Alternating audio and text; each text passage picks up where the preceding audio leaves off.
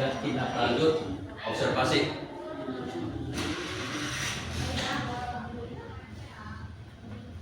Observasi pra-observasi terbagi A. Identifikasi tujuan, penentuan fokus observasi, C. Penentuan fokus observasi. Untuk persiapan riset awal, komunikasi dengan guru, persiapan alat dan formulir. Untuk 3. Pelaksanaan observasi, pengamatan aktif, pengamatan terhadap reaksi siswa, catatan dan dokumentasi. Represi pasca observasi, analisis observasi, pembuatan catatan laporan, diskusi dengan guru. Tindak lanjut perencanaan pengembangan, pemantauan, evaluasi dan kesimpulan.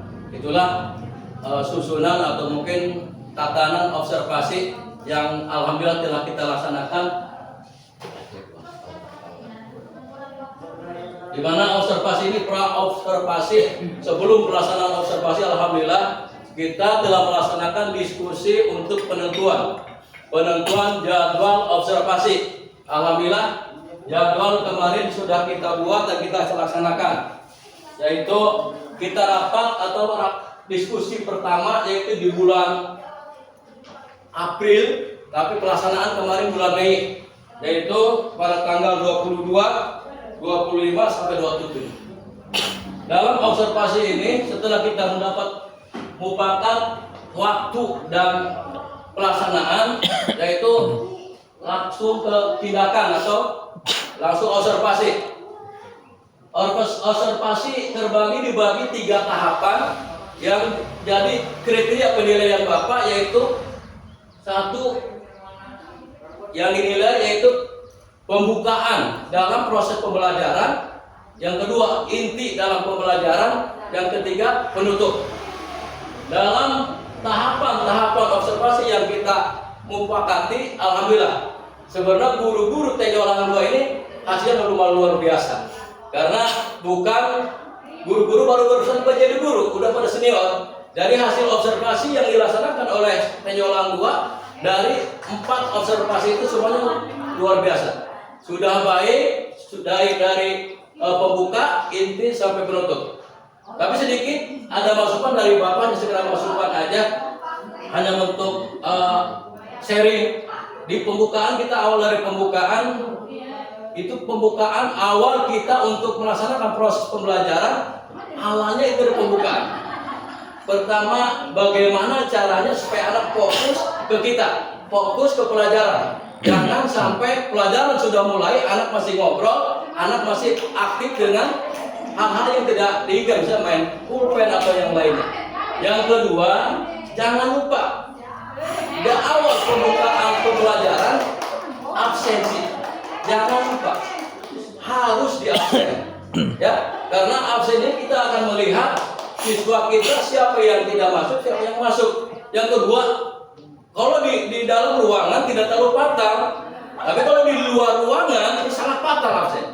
Contoh kita pembelajaran di outdoor, itu kalau di outdoor itu awal kita harus di absen, akhir harus di absen, ya, karena banyak pernah kejadian praktek mengajar atau belajar renang diawali absen, di akhir tidak absen, pas mau pulang anak kurang 1 gitu, karena nggak tahu pulang duluan. Untuk selanjutnya, untuk pembukaan itu udah mungkin itu saja. Untuk inti, di sini inti alhamdulillah kemarin pelaksanaan juga udah luar biasa, sudah baik semuanya. Hanya sedikit aja masukan supaya proses pembelajaran kita di sekolah kita atau di kelas kita yang kita ajarkan, pertama kita harus punya perencanaan, yaitu yang disebut dengan RPP.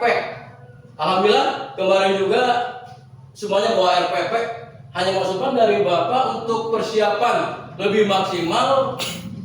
RPP bukan hanya dipegang, harus dipelajari. Apa yang kita akan sampaikan, apa yang kita akan berikan dalam materi itu ada di RPP.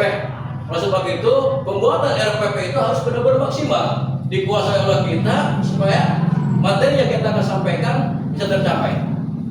Yang kedua, dalam proses pembelajaran dalam inti ini hanya masukan aja. Kemarin udah bagus, tapi akan lebih bagusnya kalau kita bisa memilih metode yang kita pakai. Jangan pakai satu metode. Kalau bisa lebih dari satu metode. Karena dengan metode yang bervariasi, anak insya Allah akan lebih termotivasi, pembelajaran akan lebih aktif lagi. Yang kedua, selain metode yang harus kita pilih, di sana juga alat peraga. Alhamdulillah kemarin dari 4 yang diobservasi semuanya bawa alat peraga. Tapi mungkin kalau bisa lebih ditambah lagi. Alat peraga lebih ditambah lebih banyak lagi supaya anak termotivasi, bisa anak fokus ke depan dengan melihat alat peraga. Ya, kalau bisa alat peraganya ditambah lagi supaya anak bisa lebih konsentrasi lagi untuk pembelajaran yang kita sampaikan. Ya. Dan kedua, untuk pembelajaran tidak selamanya proses pembelajaran itu di indoor. Sewaktu-waktu bisa dilakukan di outdoor, di luar ruangan. Ya. Contoh pembelajaran IPA atau observasi IPA kemarin kelas berapa ya?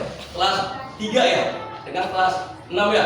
Itu bisa dilakukan di luar lapangan atau di luar sekolah, di sekolah atau di mana supaya anak tidak bosan. Anak tidak bosan dalam proses pembelajaran. Kalau dibawa keluar, anak lain gitu. Kondisinya akan fresh mereka.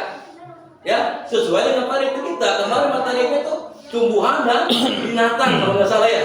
Itu kan bisa kita sambil belajar sambil melihat langsung ke fakta ke lapangan. Ya, jadi di sana kita akan melihat binatang itu seperti apa aja yang ada di sekitar sekolah kita. Ya, untuk selanjutnya, untuk inti mungkin tambahan dari Bapak itu aja. Untuk penutup, jangan lupa di penutup dalam proses pembelajaran itu jangan lupa kita adakan evaluasi akhir. Ya, kemarin udah bagus, takut hanya mengingatkan aja. Yang belum pakai evaluasi, setelah selesai proses belajar mengajar, kita harus mengadakan evaluasi. Kenapa harus mengadakan evaluasi? Kita akan memahami, akan mengetahui materi yang kita sampaikan ke anak itu diterima enggak oleh anak-anak. Anak mengerti enggak gitu. Itu salah satu penilaian akhir setelah proses pembelajaran. Yang kedua, titip kepada ibu bapak semuanya, kita ngajar jangan seperti jawara lah. Jadi ke kelas itu kepatangan, tidak ada persiapan. Ya, jangan sampai masuk ke kelas lihat jadwal tidak ada persiapan. Untuk ke depan, Bapak titip untuk semuanya, bukan hanya mau observasi, kita nyiapkan RPP. Kalau bisa RPP kita siapkan tiap hari. Setiap kita mau proses pembelajaran, kita harus mempersiapkan dari rumah. Materinya apa, materi yang kita pakai apa, itu sudah siapkan. Insya Allah proses pembelajaran pun akan lebih mudah kalau ada persiapan. Yang jadi sulit proses pembelajaran itu kalau kita tidak ada persiapan. Ya.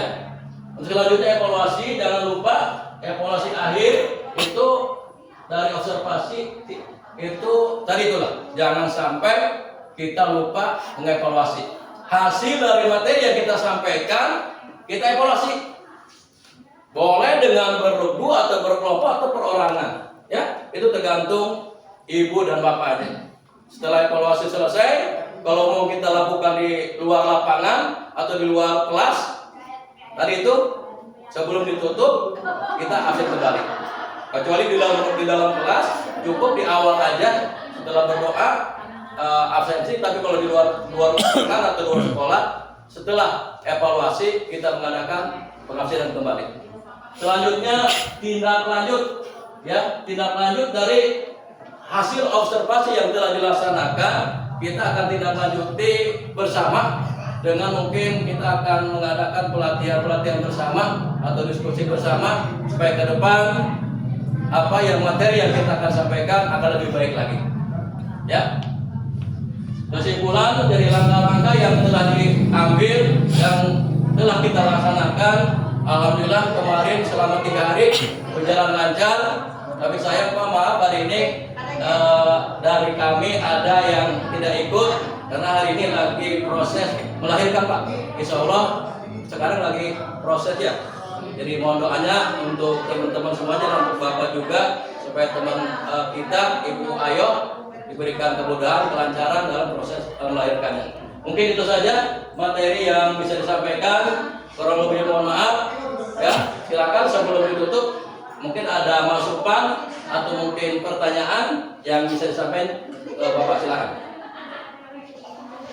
Enggak. Tentang observasi kemarin aja. Silakan aja. Bebas. Silakan. Mau beri masukan atau pertanyaan boleh. Misalnya untuk tindak lanjut bagaimana kita akan melaksanakan tindak lanjut setelah observasi. Silakan. Yang punya ide, jadi Bapak maunya ide itu tidak datang hanya dari kepala, tadi dari teman-teman juga. Kalau memang idenya bagus, positif, akan kita pakai.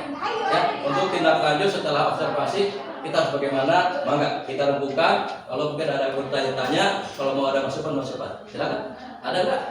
Itu Pak, untuk itu sebelum belajar kan biasanya ada literasi ya. Kalau misalkan di jam pertama, misalnya kita kan udah biasa literasi. Nah, ketika kita setelah istirahat memasuki jam berikutnya, apa perlu literasi ini atau enggak? Ya, itu literasi sekarang udah diharuskan literasi.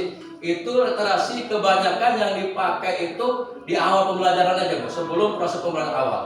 Yang kedua, yang setelah istirahat tidak usah literasi. Ya.